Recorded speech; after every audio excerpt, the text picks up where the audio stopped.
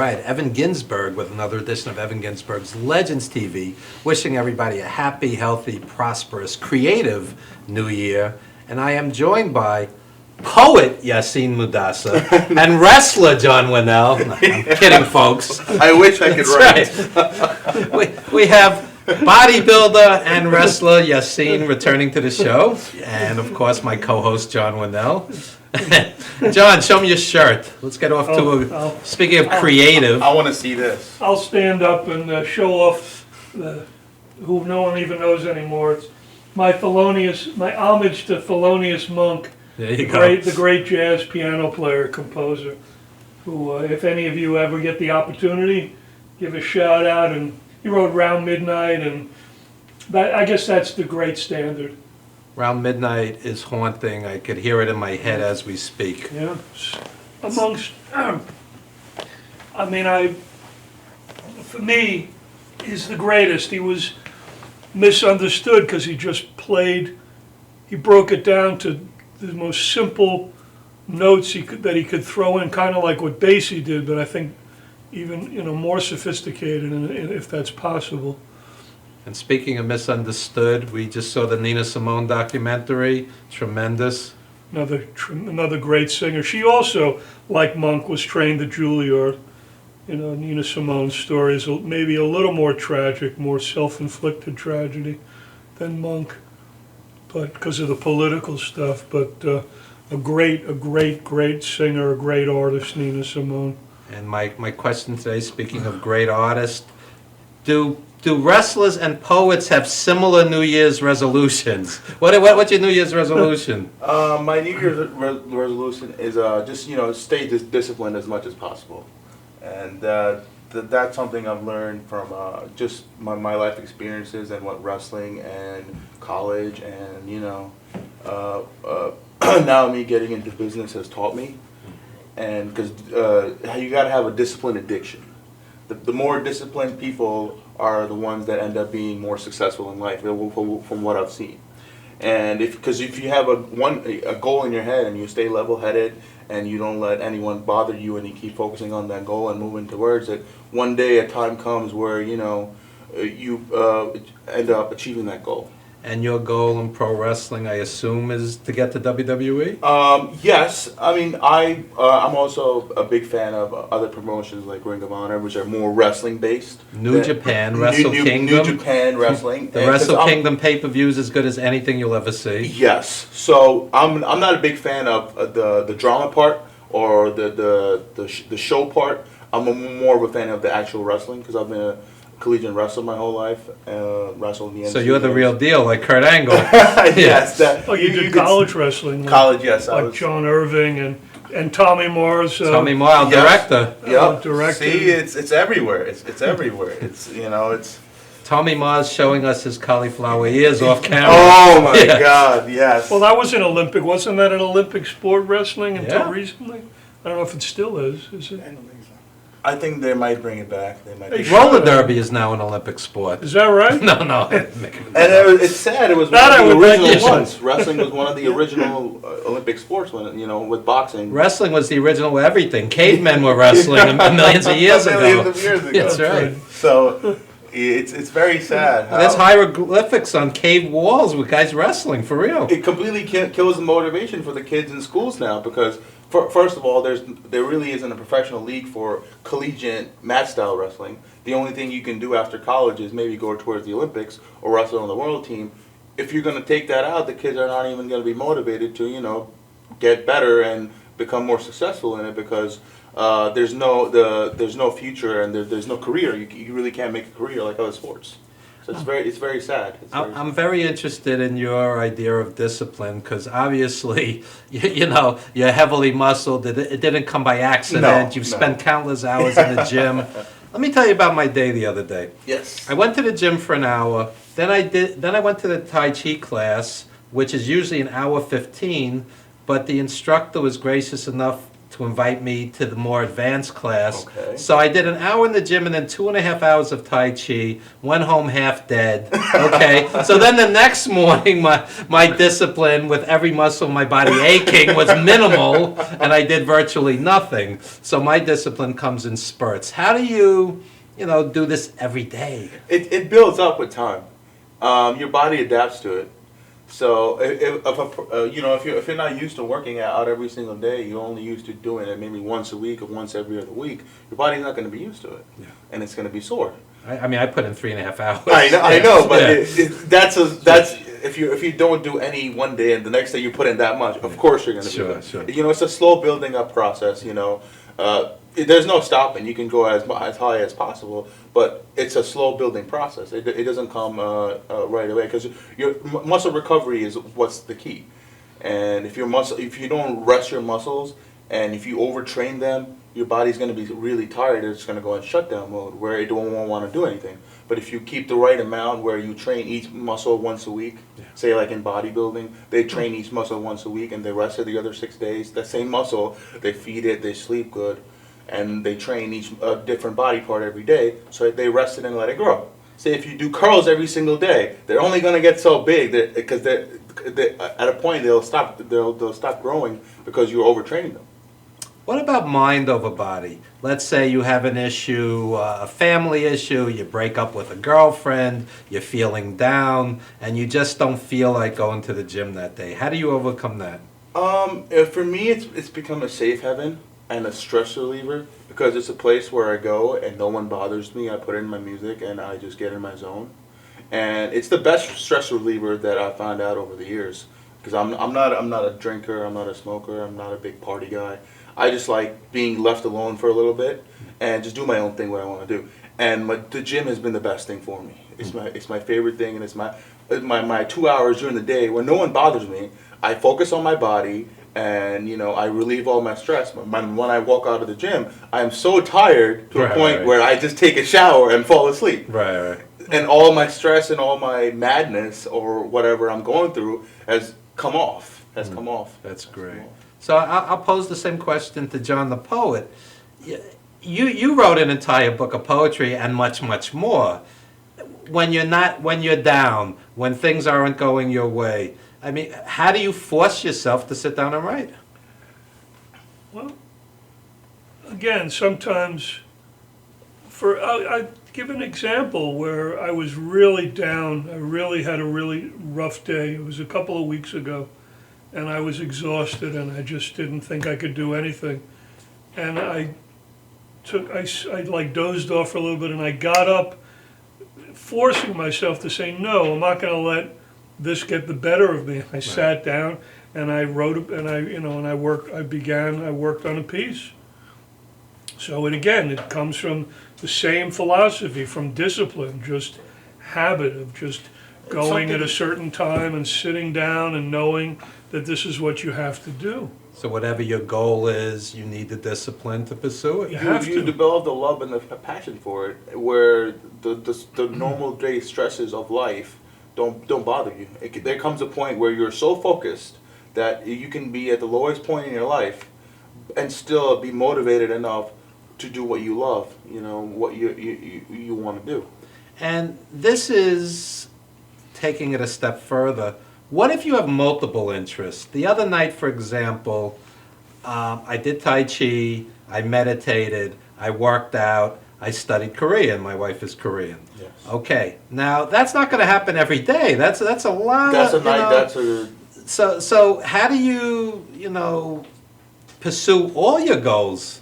People have multiple interests. I mean, well, I think you have to, if you're serious about them, you devote a certain amount of time for each. I don't think each and every day, or well, I think whatever. Depends what it is. It depends exactly. I mean, the language. It depends on how sophisticated you want to get in the language development, and then it takes time. You have to give yourself time. All of those things, it takes time to build.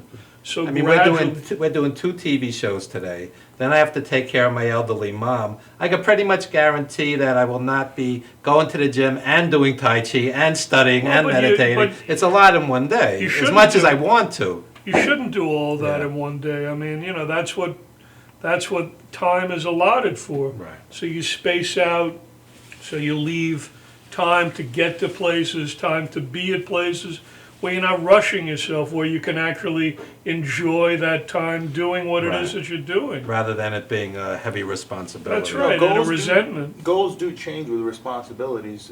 You know, life moves on, but at least you know whatever the time was, you don't regret it. At least you went for it. You said maybe it wasn't meant to be, but at least I tried. Sure. But if you never did, then you always say, "Man, I should have done." You know, man, maybe I should have tried. You know, you always have that regret. They say that 85% of New Year's resolutions are broken.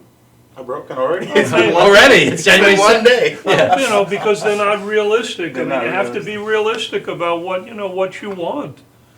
You know, I mean, there's nothing wrong with everything that you said, but you have to build up to it. If you all of a sudden just say, "Oh, I'm going to do everything," then at once, then you're going to get sick of it, and you can say, "No, it's too much."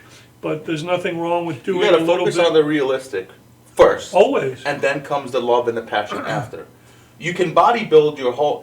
I mean, you need a job to make a living. Yes, that should be your number Sure. one goal. Second, say if you have an interest of writing, you have an interest of bodybuilding or wrestling, you can still continue your love. Maybe not the way you want to, but you still can do your passion on the side whenever you get the time. But your job will be first. Whatever unless your you're lucky. responsibilities You always are. have to prioritize. Prioritize. If you have a newborn baby, that becomes the That responsibility. becomes the responsibility. Sure. But with time, with age, with Sure. children, with like you said, you have your elderly mom. That's more important than going to the gym. Being there for her is for you or for me would be more important than doing what I want because she needs me at that time. Now, I see elderly people at the Tai Chi classes in their 80s, so exercise is something that could be lifelong also. Well, of course, I mean, Yes, the body is, I think any, for me, writing is a vocation. I mean, I could, take it and basically use it to write and anything, and hopefully it'll become more. I mean, that's not the whole purpose behind it. I mean, if you're very lucky, but anything, you develop your whole life. If you, for example, you play music, these guys are playing music until, Count Basie, they used to wheel him on in a wheelchair to sit. Sonny down with Rollins the is in his 80s. He practices 2 hours a day, the Oh, but you world's have greatest to. jazz saxophonist. And there are writers, they wrote, they're in their 90s, they're still writing. Painters, Ellsworth Kelly, I think he just died, he was a famous It tells painter. you the work He's ethic and the 92. discipline. He's Yeah. already achieved, a lot greater than what he He's was. still Yeah, trying he's to still- be better. He's still trying to better himself. Yeah. But if- Until the day he passes, he's not going to stop. But if this is who you are, I That's mean, who- yeah, why that's would, exactly why who he would is. why would you not do these things? Yeah. I mean, It's your passion, it's your love, and it has gotten respect all over the world for what he's done. And he's going to stick to it until Oh, yeah. until he passes. Well, you also have to do things that give meaning to your life. You can't just do a little bit of this and a little bit of that. I mean, if you're serious about something, you have to stick with it, or else it has no meaning. We've been doing this show almost 4 years. Yeah, Yes. here's an example, right? Been doing radio 25 years. Yeah, that's right. So this way you get better and you're comfortable, and it provides a service. It's an entertainment. People are coming on. They're talking about their thing. They're performing. So it just spreads the wealth. I think. You'll appreciate this. Later today on Heartbeat Radio with Bruce Hart, I'm interviewing Bob Backlund. Wow. Yeah, that's as big as it gets, right? That's as big as yeah. Yep. Yeah. I'm excited about that because I saw Backlund basically every month, his whole reign at the Garden and the Coliseum. So I wish it gets like that again, because right now professional wrestling as a whole is not doing as great as it once did, and they're trying to, for example, like we were talking earlier before, like UFC is taking a lot of the UFC fans, which is out of the WWE fans. But when all is said and done, I think boxing fans still stay boxing fans, and wrestling fans will always be wrestling fans. And I don't see UFC really sucking No. away the audience. Do you? It's it's Maybe a small boxing portion. is boxing, and people know it. So, wrestling, it's a little different because there's a lot of entertainment that's involved. And if you have parents telling their children now that is just fake, don't watch that, it's gonna shift over. I've are been gonna a boxing and wrestling fan 40 years, and I still enjoy UFC. I'm not like, oh, that wrestling's phony. I Yeah. still enjoy, I love wrestling. I mean, it's true, but there's it didn't used to be. People now at the show, they can. It's becoming very.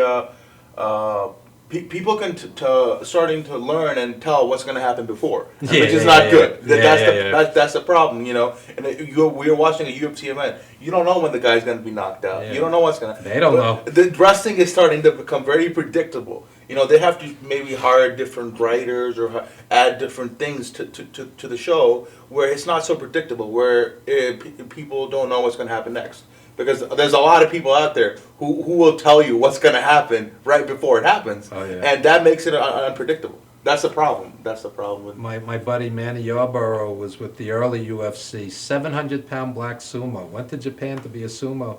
I used to bring him up to the radio show at WBAI-FM. He just passed 700 pounds. So it's almost like reverse training. They're feeding themselves so much. That's unhealthy. Yeah. That's unhealthy. Yeah, he passed in his early 50s. Was he successful in Japan as a sumo? Yeah, very. And he did a lot of commercials and TV. He was a 700-pound sumo.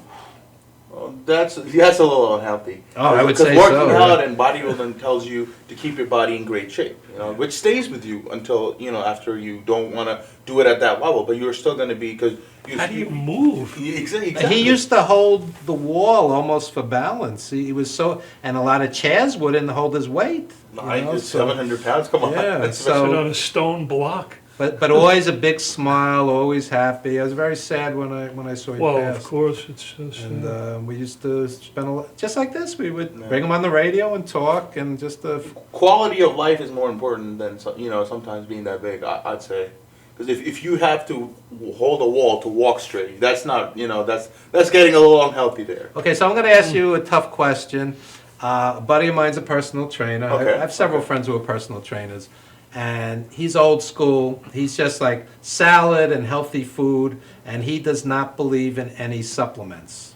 I'm not talking steroids, I'm talking supplements. He feels that there's too many chemicals, and Well, they're what's not your take on regulated that? supplements. Supplement is called a supplement for a reason.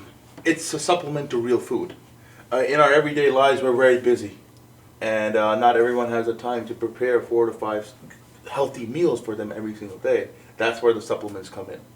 And if you're a person who works 10 to 12-hour shifts every day, and you get a little lazy where you can't get good healthy food, you depend on the supplements because it gets you the right nutrients. But yes, it is. There are chemicals involved, but you are getting the right nutrients, and you know exactly what's going into your body. But if you're say a professional bodybuilder, and your job is just to eat and lift and get bigger and bigger and bigger, you have the time to cook and clean because you are sponsored, where you don't have to be working a full-time job to make a living.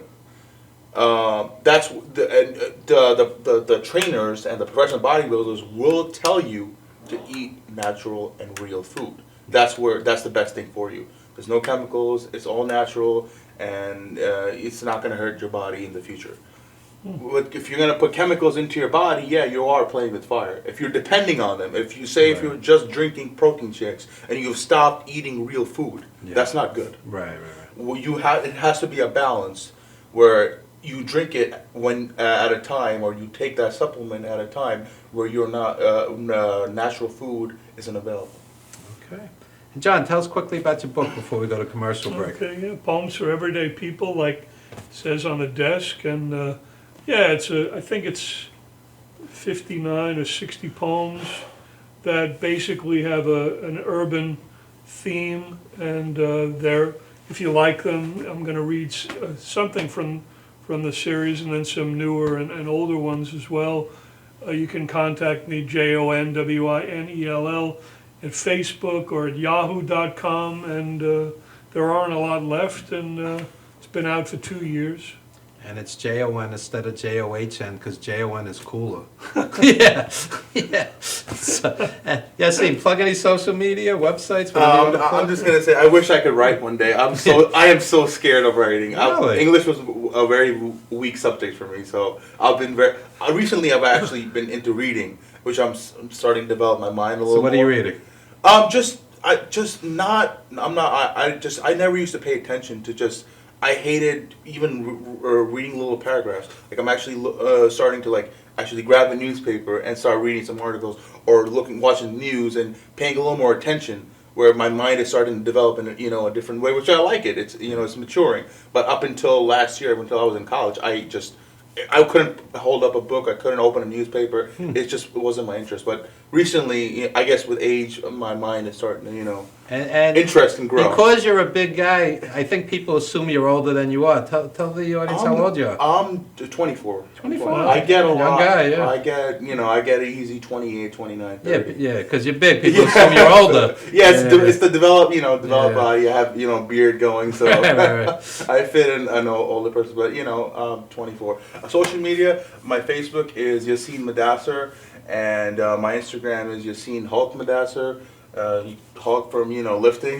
So, and I have a professional wrestling show coming up January 30th. That my first one-on-one match is going to be an NYWC Sports Touring here in Deer Park. You guys can look up NYWC Sports Who are Touring. you wrestling? We're not sure yet. We're trying to figure out. We should bring your opponent on, do like a contract signing, like old school. Yeah, build it up. Yes, we Yeah, should. We should. It's because I'm a little new to the professional wrestling business, and I take it. Still take it kind of more in the real way. So a lot of these guys are very, very scared to step up and wrestle because I'm a real, I'm a shoot wrestler. So You're more stiff than a lot of these guys. because it takes time, Sure, it takes time to loosen up. Because if you've done something for 8 years and all of a sudden you switch it up and make it a complete different opposite, because it's a big difference from going from shoot wrestling when you're low and in to professional wrestling where you're big up top and loose. Right. It's a big difference. The old school guys, the legends, would always tell me how proud they were of wrestling light. And I know guys that wrestled 30, 40 years, never hurt anybody. Like Johnny Valiant, never hurt anybody. Never heard word. And very There's proud no need of that. to. There's no need to. There's guys who like stiffen you for no reason. But if you because you're putting on a show, you don't need to hurt somebody. Right. The next time the guy wouldn't want to work with you. Yeah. You won't get called for the next show because say if their best wrestler doesn't want to work with you anymore, they're not going to call you because you're hurting them. Right, of course. They're not going to get called. Of So course. you got to be very careful with who you're trying to hurt, because in the near future that can hurt you with a business. Absolutely. So, folks, when we come back, we're going to talk more pro wrestling, more bodybuilding, poetry, and we're going to show some videos as well. So, more of Legends TV after this very brief timeout. Don't you dare go anywhere.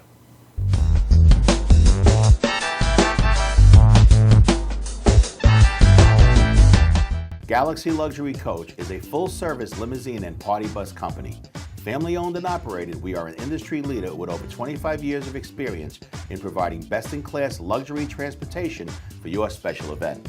Whether it's your precious wedding day, an all-day wine tour out east, your high school prom, that special birthday, or just an amazing night on the town, our professional chauffeurs stand ready to ensure your special event is truly special.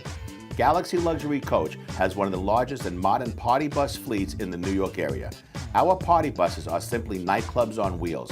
Concert sound systems, light shows, lasers and strobes, multicolor LED lighting brilliantly lights your party bus inside and out. For corporate and more laid-back events, we will cater to your specific needs and requests.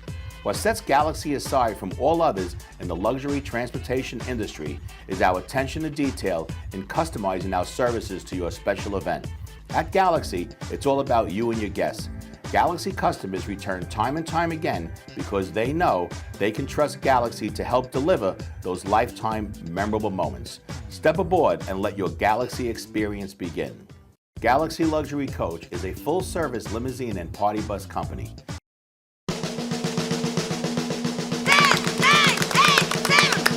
5, 4, 3, 2, 1, 0. Come on, bomb with the train! I'm gonna dance with the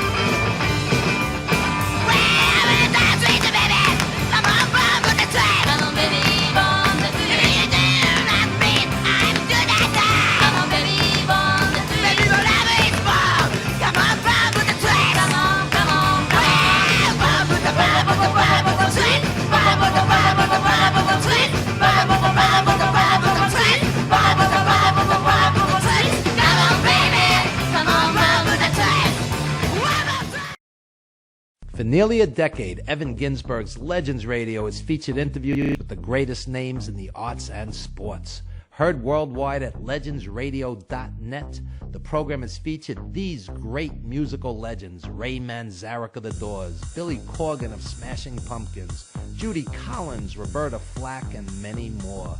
Stars from movies, TV, and comedy have included Jenny McCarthy, Wayne Brady, 30 Rock's Judah Friedlander, Shelley Berman, Jackie the Joke Man Martling, David Allen Greer, and Paul Mooney. Stars of pro wrestling and MMA include Bruno Sammartino, Rowdy Roddy Piper, Superstar Billy Graham, and Frank Shamrock. Co-hosted by renowned journalist Dr. Mike Lano, Legends Radio is heard Wednesdays 7 p.m. to 9:20 p.m. Eastern Standard. We are archived 24/7 with hundreds of hours of classic interviews. Legends Radio also features the best in indie music, showcasing talent deserving wider exposure. I'm from Brooklyn, baby. Don't forget the gravy. We are soldiers. You missed the birth of your mother and father. Don't you dare miss Evan Ginsberg's Legends Radio.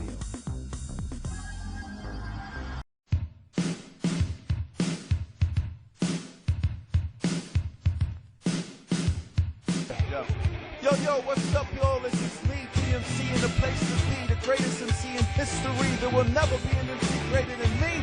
And right about now, the only place for you to be is with your one and only Madhouse TV. You are the man.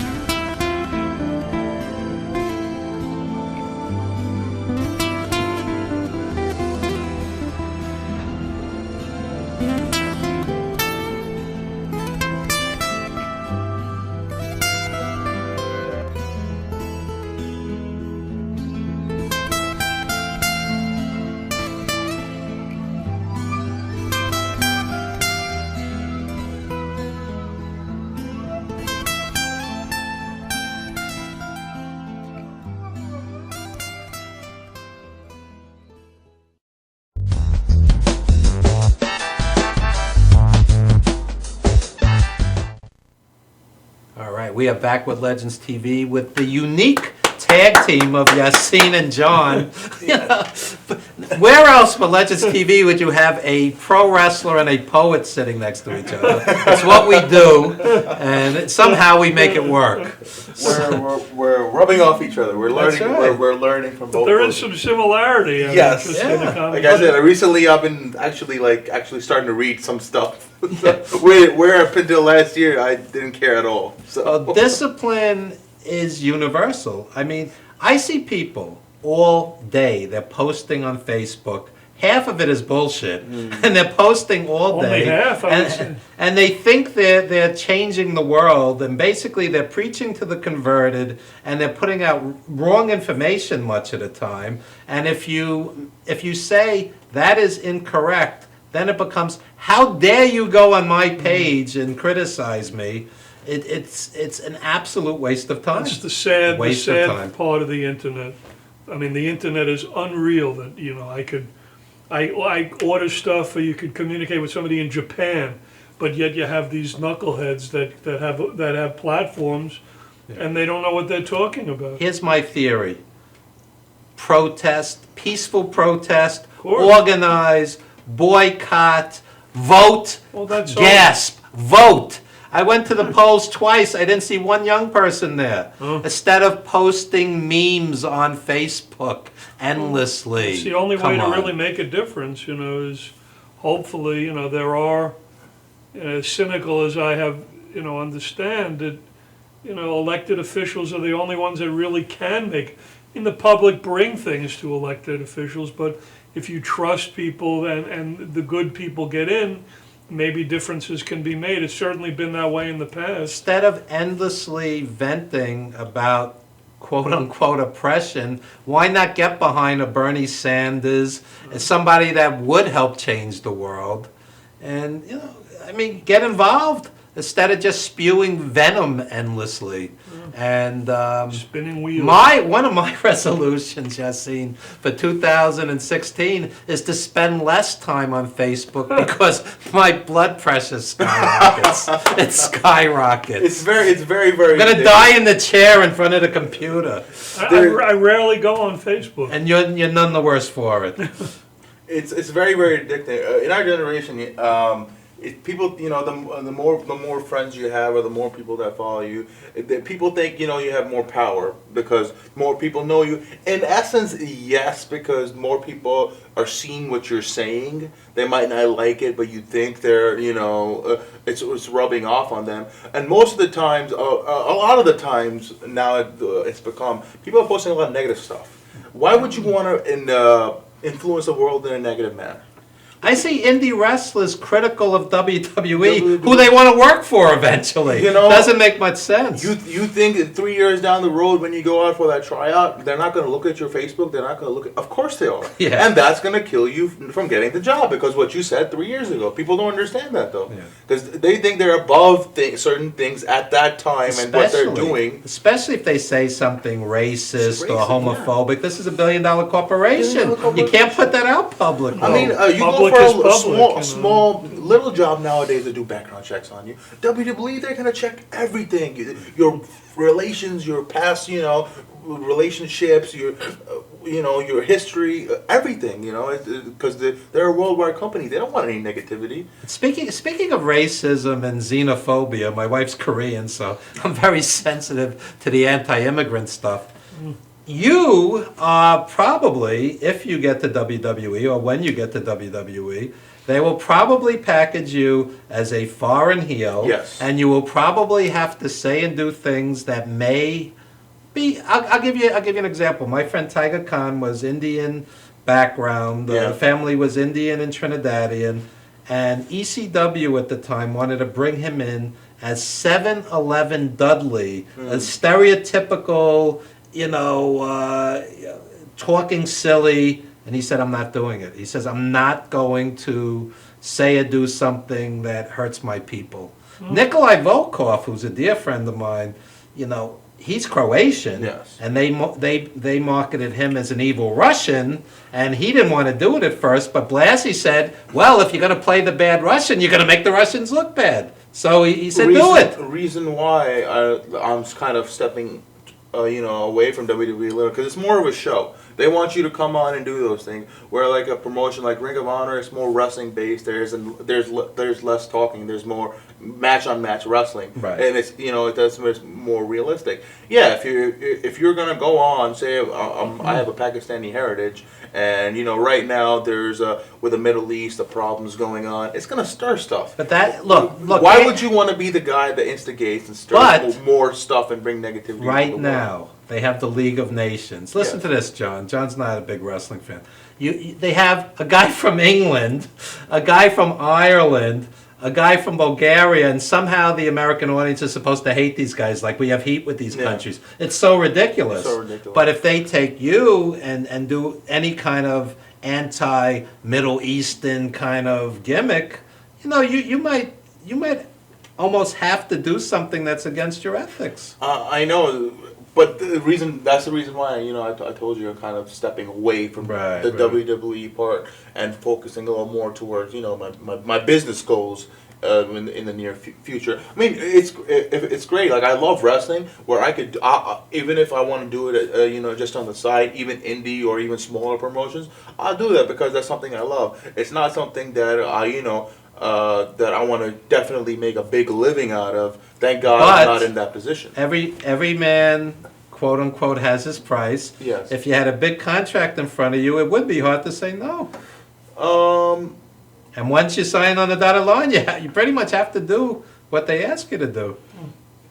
It is true, but if it's gonna hurt my family and it's gonna hurt, my heritage, I probably wouldn't do something like that. Interesting. Money is it's only gonna last for so long, but the respect, that's something you're gonna earn for the rest of your life. Say if you get a contract for a couple of years, yeah, you make great money, but you have no respect in the world. What's money gonna do? My friend Tiger's dream was to go to ECW, and he turned them down because he didn't want to, they said, talk like you're an uneducated guy working at a 7-Eleven. He said, I'm not doing it. I give him nothing but, he's dead now. I give him nothing but respect for that. In our nature, as human beings, we want to be liked. We want to be appreciated, right? If your TV show or whatever, they're gonna give you money, but to go on, and you're gonna be hated by everyone, but hated by the public. It's very hard to live like that, because a human being, on the inside, what makes us feel good, and when somebody appreciates us, when somebody likes us, that's we feel good inside with that. But that's where if someone's going to offer you a decent contract, and you're going to get hated on for the rest of your life. Yeah. There's a balance you have to. Well, the Iron Sheik and Nikolai were two of the most hated guys on the planet, to the point where they had to take an ambulance out of the garden in the middle of the show, and hide in the ambulance. Yeah. And they love them now, the fans. And character actors in Hollywood, like a Jack Palance who always played the bad guy. I mean, there's Paul always Kinski. been, right. I mean, so people have. Lee Van Cleef. It's a characterization. So people love it, or they love to hate that character. I mean, there's a. No, I but would think that there's an understanding that if it's going to lead, fiction, because it's worldwide. If it's going to lead to negativity towards certain religion or people, I don't think it's something I would do, because I'm more of a peacemaker. So I don't think I'm not much of character. I'm not a man of. I'm not much of an instigator. It's not something I do. It's not in my nature. See, I think it would be interesting if they, in reverse, made you the hero, made you the face. Made you the face. Why not? It's a huge audience worldwide. It's a huge. I mean, they can shift it around, but if they're gonna just focus on just getting hate. I don't think it's something I would want to do. TNA has certainly is honorable. has a That's how it should be. Yeah. Yeah, TNA has I forget his name. Indian wrestler comes out dancing, and he's a face on TNA. Yeah. I mean, it actually depends on what the company wants to do. If the company says certain things that were against my ethics, of course I'm going to say no. But if they say not everybody does. not everyone, not everyone does. But if it's a mutual where it's going to be a back and forth build where it won't be too much, where it won't turn into something like a mayhem, because fans are crazy. Even at the indie shows, they'll come at you. They'll say very instigating stuff. Oh yeah. And it's very hard sometimes to not to say you're a big strong 300-pound guy and Can't hit a fan. That's it. I'm just there's a 120-pound skinny guy cursing at you, calling you names right on your face, and sometimes. It's very, very hard to hold back. Oh, yeah. And that's just an indie show. Right. Think about 20,000 people in an arena saying stuff like that to you. And you you being able to hold in your emotions. It's very hard. It's not. It's very hard. I don't think I'm at a point where I could do that yet. In the old days, many of the wrestlers were stabbed. Blassie had acid thrown in his face. Oh my God! Yeah, I mean back then the fans took it very seriously. Today not quite as much, but you're still gonna rile some people up. Yeah, it's a rough business. Moolah was stabbed. They stabbed a woman. I mean, for real. For me, I think about my family a lot. So if I feel like if I do something and my family can become a target for whatever the reason is. I wouldn't want. If it was just me, I honestly don't care. But my family comes first to me. So if my family becomes the target of some negativity, it's not something I would go towards. Okay. So that's a sensible answer. I have nothing but respect, and I'm sure there have been one or two women wrestlers who said, I don't want to dress like a stripper. I'm an athlete. And they probably quietly disappeared. I don't know this for a fact. But every once in a while, people have to stand up for what they believe in, and it's not always the easiest path in that business. It's not. A lot of times in that business, if somebody questions the promoter, the push is over. I mean, if that's your only hope, and that's the only way for you to make a living, I guess you get to a point where you have to give in. But if you have other goals and other opportunities in life, I feel like people think a little differently. And it's interesting you say that. I tell every young person, no matter what your dream is, it's the beginning of the year, we're talking about resolutions, dreams, discipline. Have a plan B, especially if you're an athlete. At some point, the body's going to give out. Have a plan B. We were talking earlier, you're involved in business, and, you can't just say, I'm going to wrestle the rest of my life. It's a mindset you develop. You have to start thinking realistically. That's what discipline teaches you. That's what wrestling. That's what you do teaches you. It's very sad. Like, I'm going to talk a little bit about boxing right now. Just to give you just a little bit of numbers. Like I told you recently, I've been very into reading a lot about athletes and stuff. Mike Tyson, to give you a little example, he made $350 million and he pissed it away. In his fighting career. Right now, his net value of all his house and whatever he has, his car, is less than $1 million. Wow. So is mine. I understand. Yeah. But the So popularity and the money I guess he he gave a made, lot of that away, and 350. lawyer fees and And instability. there's another guy in Parasitic entourage. in his Right. era, Holyfield, Evander Holyfield. He made $250 million. His value is less than $500,000 right Right. now. From being pretty much, you're making that much, you're on top of the world. You don't have to do anything. You're a king status at that time. The problem is the 40 friends that are with you every night. 20, 40 friends. It's the lifestyle these guys they get into, and once their career. John is my parasitic entourage. Yes. Yeah, I'm joking.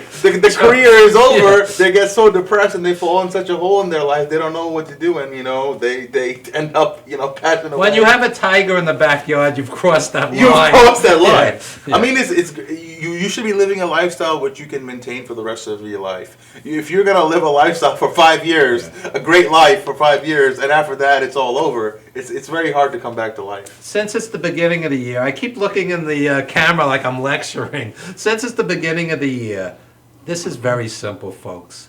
Don't spend more than you make. That's the most basic rule of economics. No matter what you make, you can't spend more than what you make. You can't put it all on a credit card. Interest will kill you. Again, discipline, financial discipline. Look, I tell every young person I know, I used to teach adult education, put aside 15%.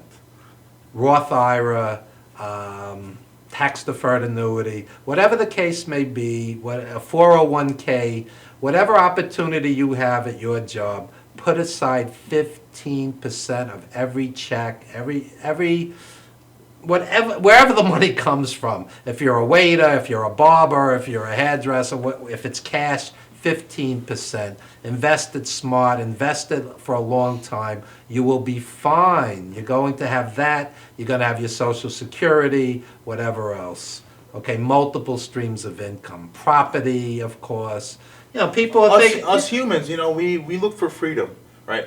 Say if we're working a job and we're making great money, and we're great, but you don't even have to make great money. You can make good money and be smart and end up exactly. well. But if we're making great money and we're just paying our bills, that's not good.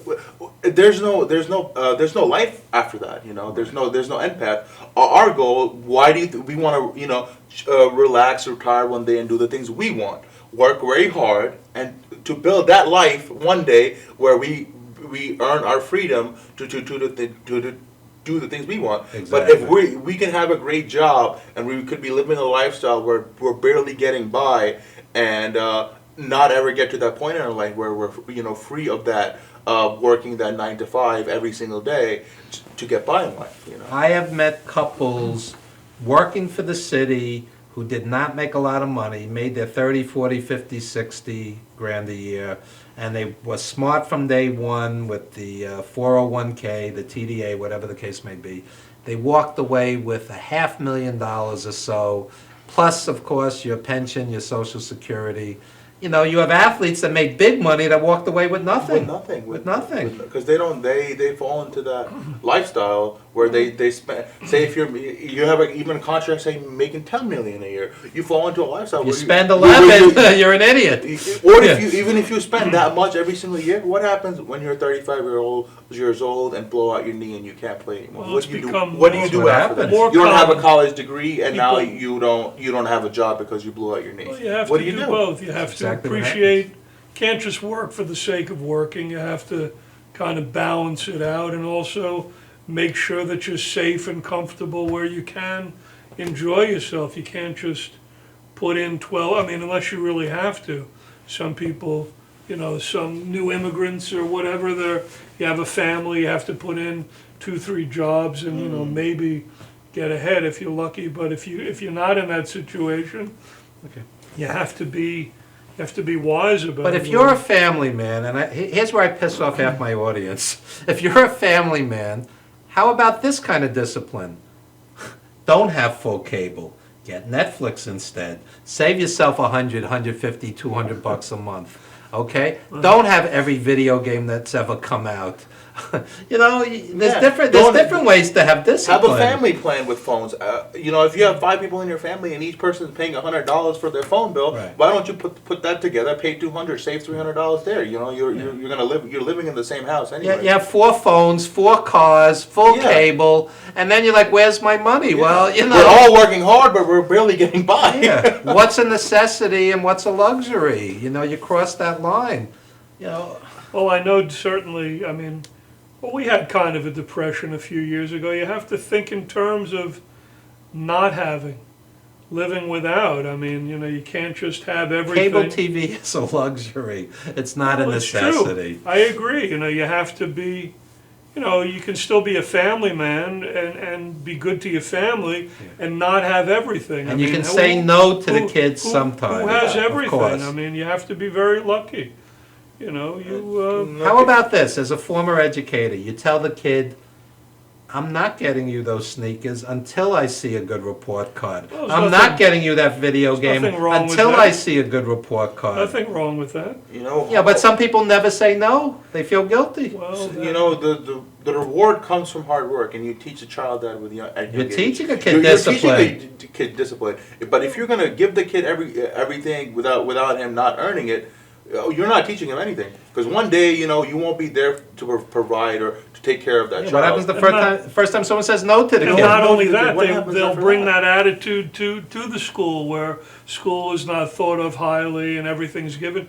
You know, I mean, there has to be a sense of respect for everything. People shouldn't take anything for granted. And that's been a lot of problems, you know, not only in America, I guess all over the world. You know, you can't take anything for granted. You never know. But An you know- earthquake could happen, a tidal wave, you know, a bad storm, a fire. You could lose everything. Hey, people die mid-sentence. No, just joking. This seriously does happen, though. You know, good that you could win the lotto tomorrow. You know, anything could happen. Don't good or take bad. anything for granted. That's right. There's your message for 2016. Don't take anything for granted. Listen, folks, you know, you could soul search, you could analyze from here to tomorrow. It basically comes down to friends, family, pursuing your dream, your creative outlets. What am I missing? I'd say there's Being true to yourself. Being true to yourself. there are some, you know, after a certain age, there are some negative people in your life too, and you need to, you know, I guess don't be mean, but eventually take them out of your life. Oh, yeah. Where to a Yeah, point yeah. is hurting you. It could be a friend. It could be an ex-girlfriend. It could be, you Sure. know, They'll suck the life out of even you. a family member. Oh, yeah. But you might not realize that at the point. But if it's hurting you and hurting you and hurting you and bringing you down, you have to get rid of those people in your life. I'm not saying it's mean or anything, but if it's bringing you down in a negative way, you should. A lot of people are scared to do that because they think, oh, they might hurt the person. Oh, they don't want to be, taking people out or whatever. There were people the that people not like me anymore because because like I said, us humans, our nature, we want to be liked by everyone. But you can't be liked by everyone. That doesn't happen. That is true. John's a licensed psychologist as well as a poet. Look, you always want to be a good friend. You want to be there for them when they're going through something. But some people will never get it together. They will suck the life out of you, suck the energy out of you, right, John? It's give and return. Yeah. Of course. If you're going to be the one there for them, giving it every single time, and you get nothing in return, that person is. I had a friend. I had a platonic friend. I won't mention names, of course. She's dating a guy for 7 years. 7 years he's cheating on her. He's mistreating her. So you reach a point after the 400th time you say break up with the guy, and she doesn't. You're basically putting the phone behind you while you're doing the dishes. You can't even listen anymore. That's true. It's like at some point you have to take control of your own life. On your own. I mean, we get stuck onto certain people in our lives. Like a family is great and everything, but if it's bringing you down in a negative way and it's never going to work out, that's an unhealthy relationship. That's something you got to realize, and you got to step away from that. My oldest friend, John and I were just having this conversation. My oldest friend is a hopeless workaholic. This guy will call you from the office 1:15 in the morning. How many times can you say you're gonna drop dead? It's gonna kill you. At some point, you either stop saying it or give up the friendship. I mean, this is my oldest friend. I can't give up the friendship. But how many times can you say the same thing?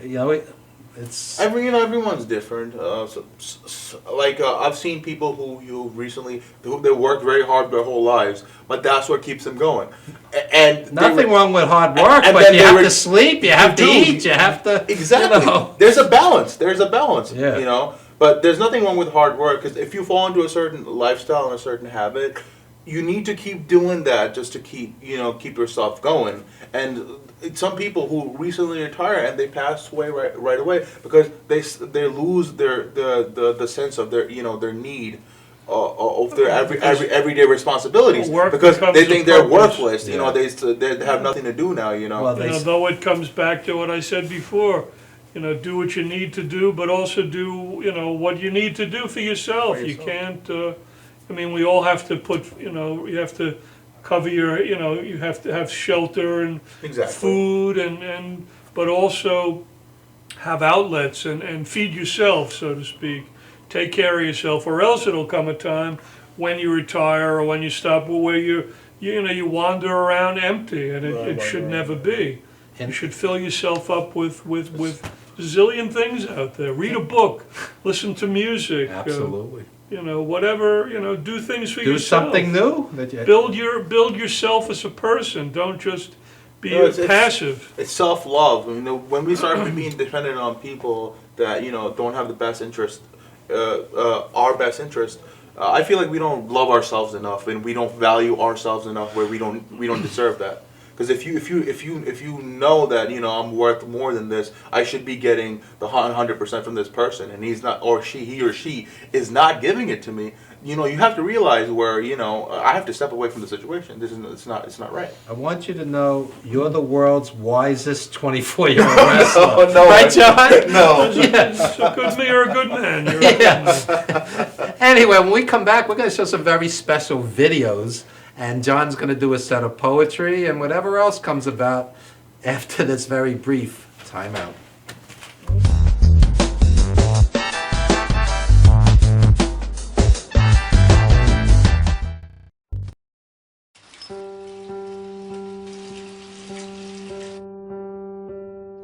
I think this is a good time to tell you.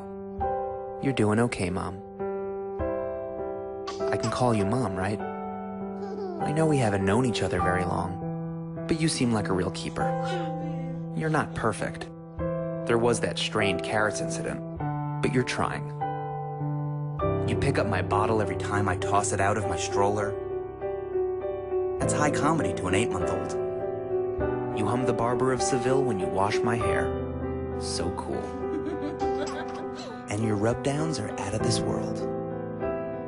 Anyway, I want you to know how much I appreciate you. You know, right? How much I love you. You're doing okay, Mom.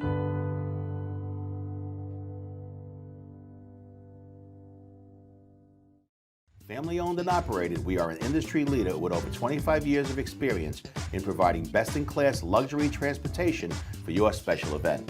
Whether it's your precious wedding day, an all-day wine tour out east, your high school prom, that special birthday, or just an amazing night on the town, our professional chauffeurs stand ready to ensure your special event is truly special. Galaxy Luxury Coach has one of the largest and modern party bus fleets in the New York area. Our party buses are simply nightclubs on wheels. Concert sound systems, light shows, lasers and strobes, multicolor LED lighting brilliantly lights your party bus inside and out. For corporate and more laid-back events, we will cater to your specific needs and requests. What sets Galaxy aside from all others in the luxury transportation industry is our attention to detail in customizing our services to your special event. At Galaxy, it's all about you and your guests.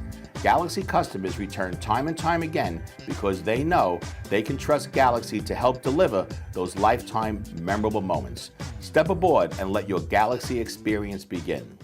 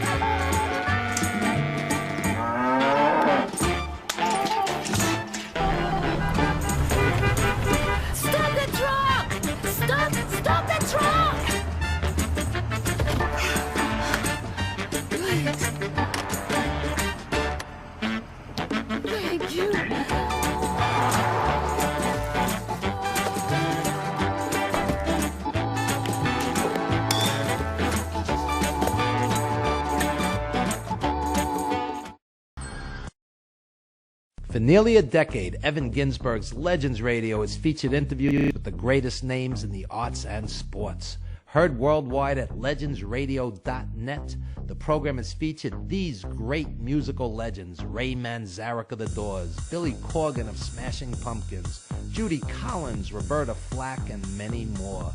Stars from movies, TV, and comedy have included Jenny McCarthy, Wayne Brady, 30 Rock's Judah Friedlander, Shelley Berman, Jackie the Joke Man Martling, David Allen Greer, and Paul Mooney. Stars of pro wrestling and MMA include Bruno Sammartino, Rowdy Roddy Piper, Superstar Billy Graham, and Frank Shamrock. Co-hosted by renowned journalist Dr. Mike Lano, Legends Radio is heard Wednesdays 7 p.m. to 9:20 p.m. Eastern Standard. We are archived 24/7 with hundreds of hours of classic interviews.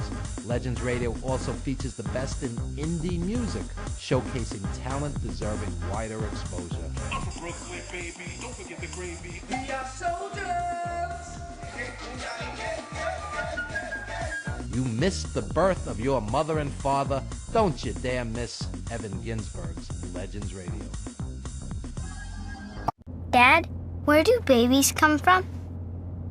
Well, there's that big, shiny rocket ship. That's right, it's filled with babies of all kinds.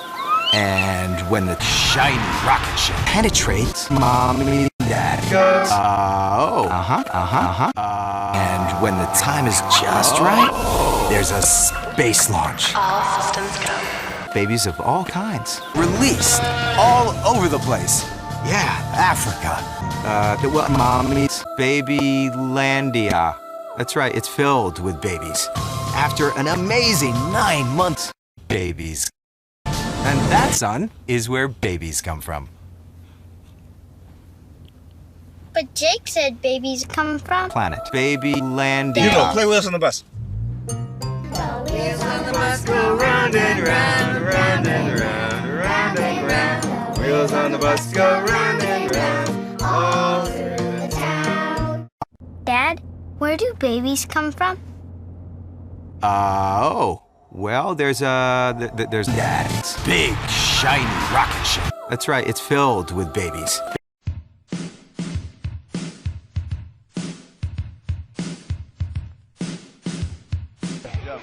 Yo, what's up, y'all? This is me, TMC, in the place to be, the greatest MC in history. There will never be an MC greater than me. And right about now, the only place for you to be is with the one and only Madhouse TV. You are the man.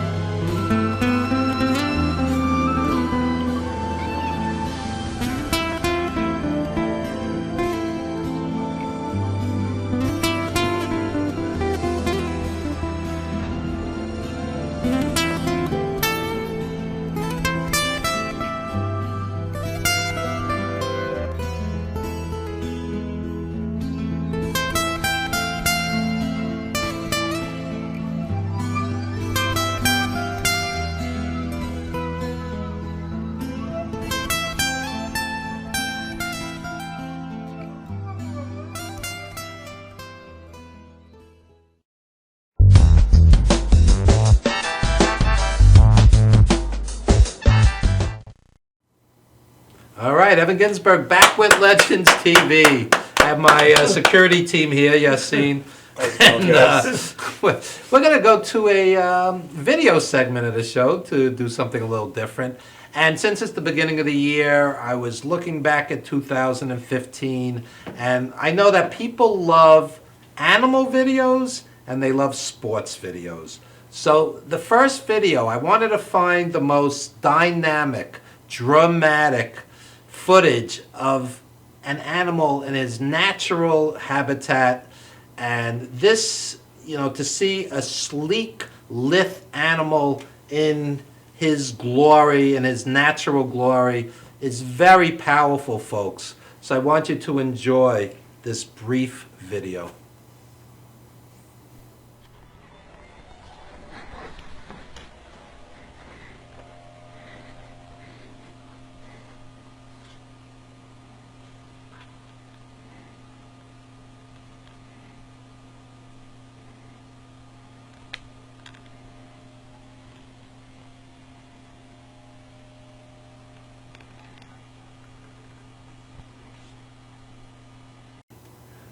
All right, that's a rabbit, obviously, in his quote-unquote natural environment. And right now we have a great athlete here. We have a very powerful sports video that we wanted to share with you as well. Check it out, folks. Our job offensively and get those runs yesterday, but we did a good job of bouncing back. It is hard to watch a club that's played so well defensively, see a couple things happen that are kind of uncharacteristic. That's right. Even rabbits love the New York Mets. And that's the genius of Luigi the Bunny.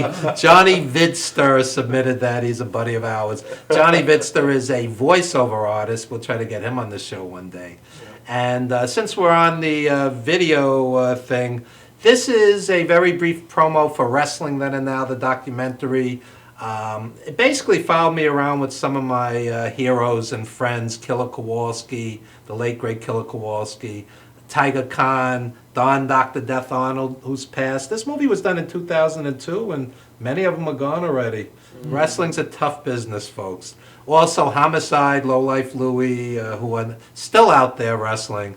Check it out, folks. Wrestling Then and Now, yours truly, is a big part of this film. From the associate producer of The Wrestler, Evan Ginsberg, comes Wrestling Then and Now.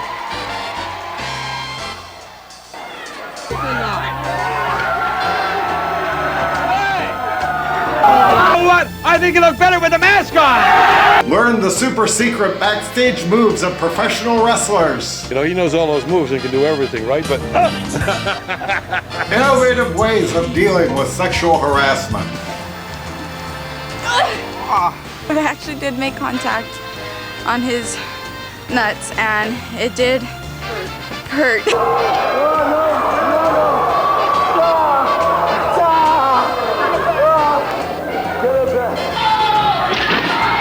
Ask yourself, what the hell is wrong with these people?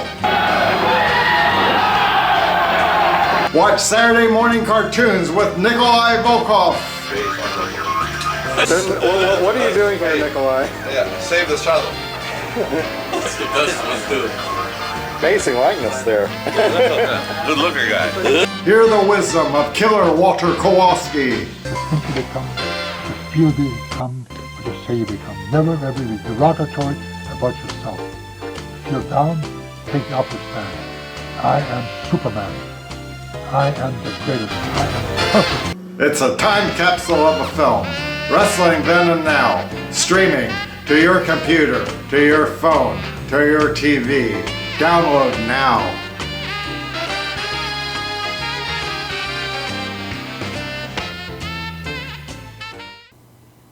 All right, ladies and gentlemen, since it's the start of a new year, I just want to acknowledge the recent passing of Wayne Rogers from MASH, who really didn't get as much publicity as I would think. It was one of the biggest shows in history. Yeah, he was on the first 3 seasons, but still, it was he was great. Yeah, Natalie Cole recently passed.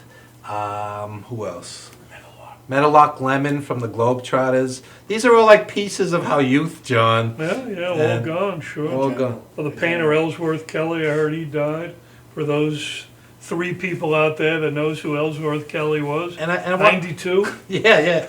And I want to say with Yaseen here, one of the things that really I find quite insulting. One is a music lover that they have these year-end, so and so passed in 2015. How do you not include Alan Toussaint?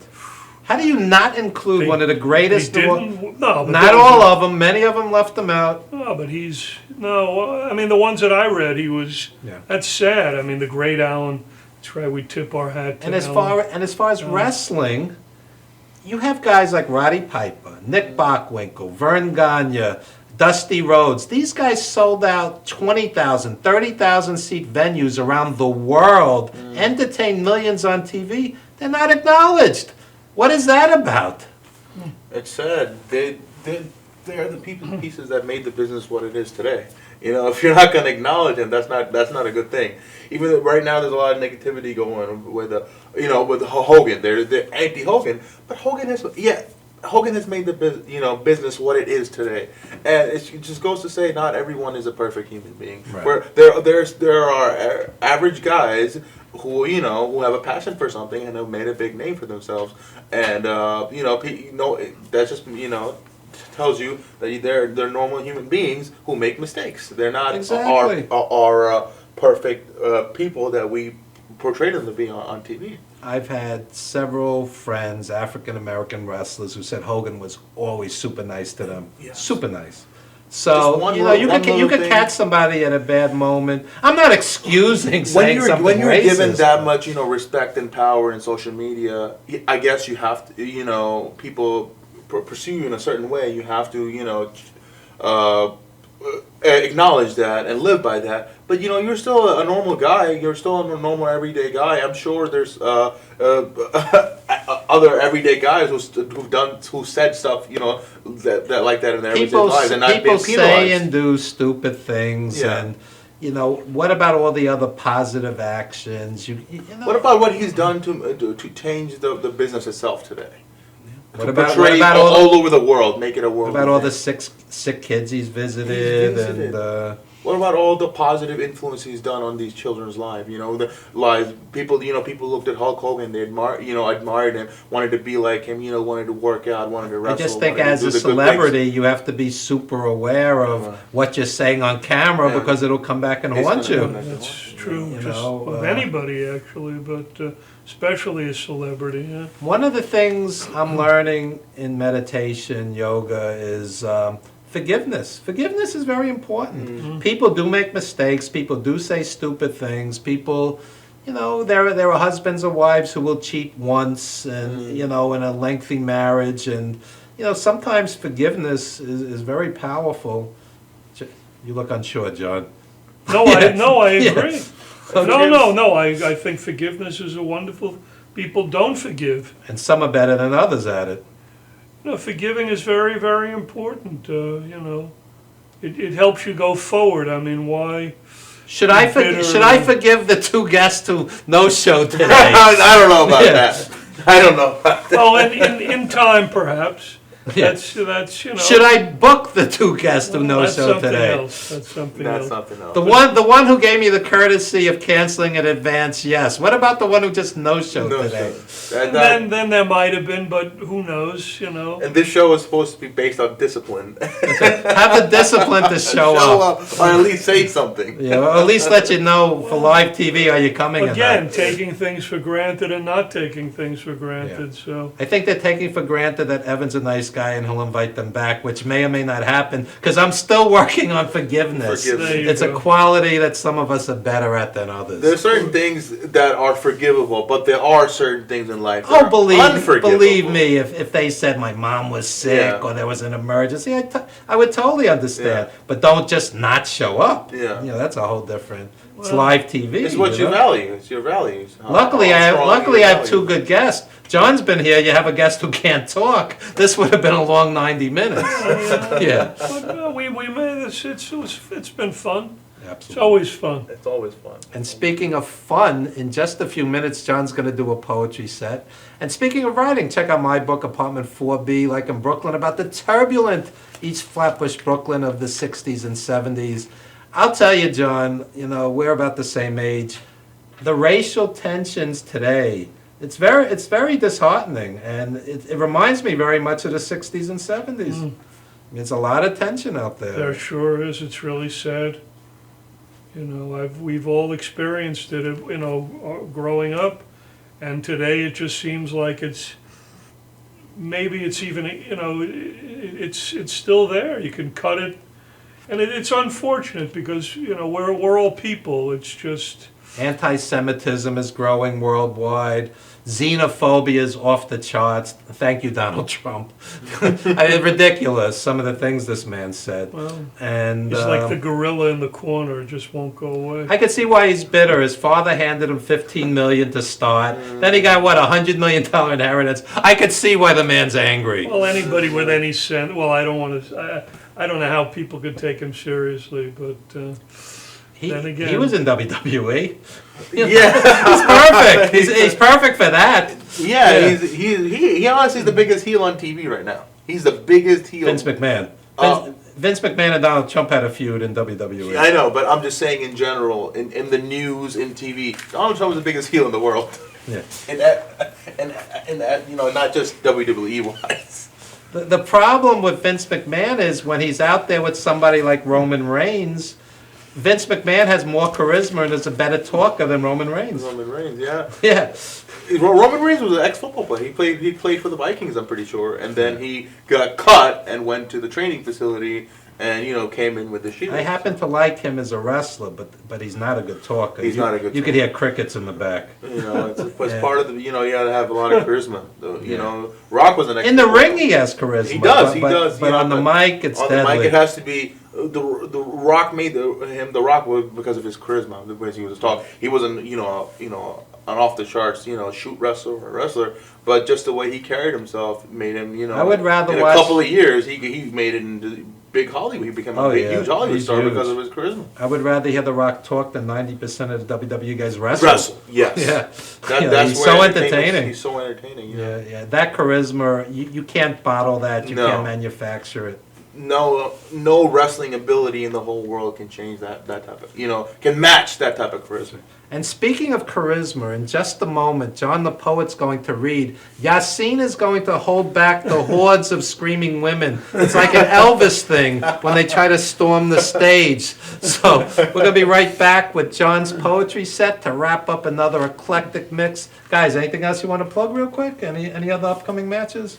I mean, January 30th is I'm starting off my first one-on-one. Then I'm going to be there's a lot of other promotions out there, but right now I'm focusing on building with NYWC, and I'll move into there's promotions in New Jersey and then the Pennsylvania area. That's a little future goals, and like I said, I'm also into business right now, so I'm working on that as well. So that's what's going on with me. There you go. And my goal for 2016 is to attain peace of mind. It's very hard to find. Very hard to find. Everybody battles different things. Of course. I have an elderly mom who's not well. Everybody's got their own issues to deal with. And I think peace of mind is really essential for anything. How you balance just it to out. Go forward. I have mean, to find peace, whatever that is. Here's a question for John before he reads. How many people can you think of off the top of your head have put all the pieces together? Happy marriage, great kids, great career, financially stable, physically healthy. Oh, there's some, but to put all the pieces together, it's not that easy. You have to be very together. It is not easy, no? You have to be focused and have the right people around you, the right energy. You really have to have yourself together. Yeah. If you're not together yourself, the pieces won't fall in place. That's where self-love comes in and self-appreciation comes in. Why do people, like we're working out, go to the gym 2 hours? Because, they appreciate themselves, they build themselves, they value themselves. That's right. And if you're going to value yourself, in essence, you're going to value your life. You're going to, you're going to have more values in general. You're way too level-headed to be a pro wrestler. Half the time I have wrestlers on, it's always like party on. You're the I won't say exception to the rule, but you got your head on straight. That's where the amateur wrestling comes in. That's what amateur wrestling has taught me over the years. The moral of the story today, whatever you get out of this show, discipline, folks. Discipline. Become the best you possibly can in 2016. That is our resolution. That's the resolution. And when we come back, some great poetry. Don't you dare go anywhere. More of Legends TV right after this brief timeout.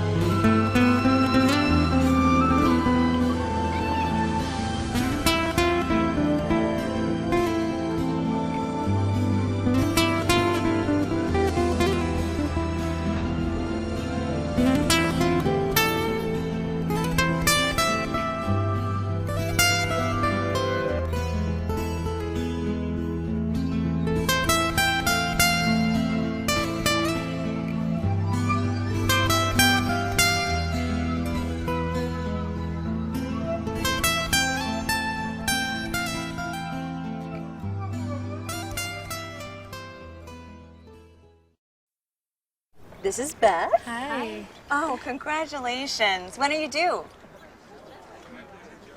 I'm not pregnant.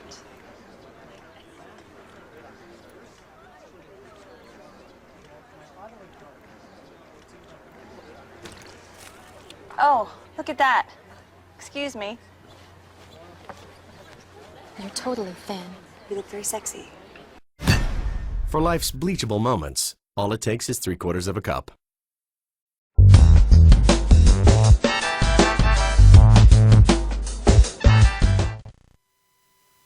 Okay, I'm going to read some new ones and some older ones from the book. And again, Happy New Year and Happy Holidays. So we'll start out with one from the book, It's called Above the Steely Grates to the Brooklyn Bridge. Turbulence threatens, envelopes of gray wash gathers blue. Thousands scurry along footpaths, her brown stones, stalwart cavaliers, scrape phantasms of New York Harbor. An artery of solitude, avenue grasping possibility. Many men have catapulted hunger from your terrace. Time watched cities growl in greatness on either side of its unmatched tendrils, never faltering as a womb from which we return. This is called Furrowed Plains. Midnight cracks through the curved wing of a raven, feeding on a fallen sparrow.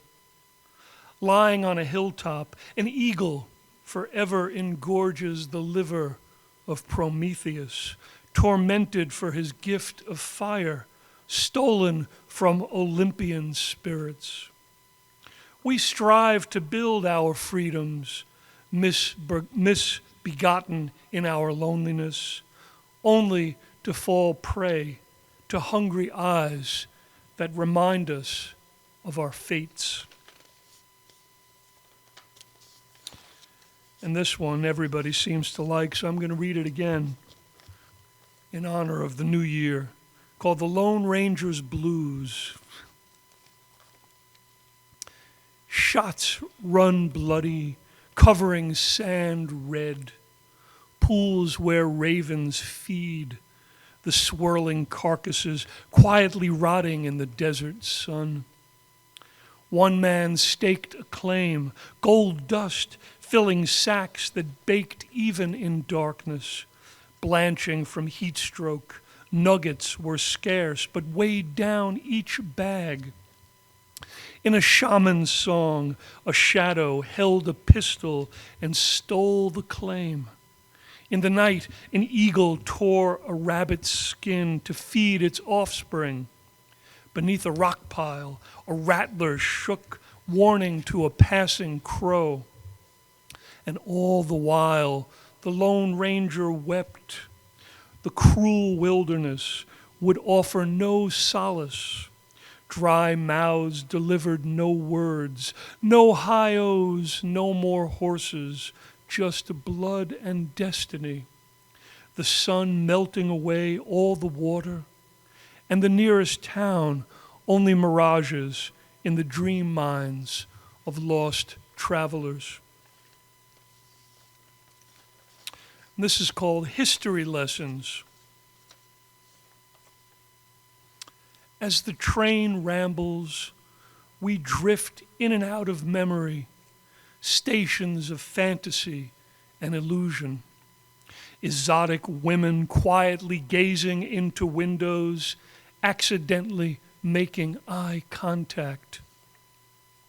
Pearls of darkness, rich whirlpools pulling sailors to drown, ancient rituals that dance in front of flames. The texts of history forever open to reveal fertile pageantry. Mysteries peeled like flowers, filtering through the car like perfume that drives the bees wild. And to end, I'm going to read one from the book in honor of the painter Vincent van Gogh, and it's called Van Gogh's Cypress. Pungent odors of earth emerge through infinite amber fields. You stop to watch a cloud of menacing crows devour insects hidden between the reeds.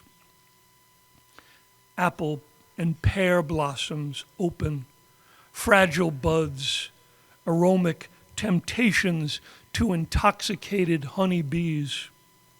Alone, you scratch lines, implanting tendrils like a jackstraw.